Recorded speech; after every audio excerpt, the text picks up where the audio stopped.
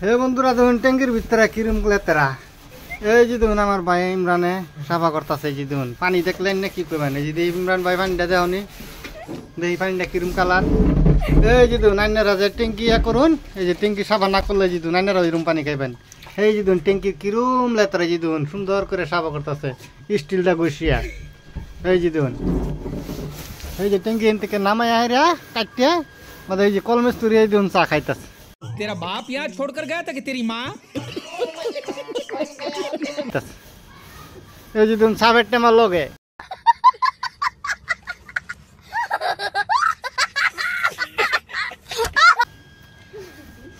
আর এই যে বাইরে দেখুন বহুত কষ্ট করে সাফা করতেছে যে ট্যাঙ্কি।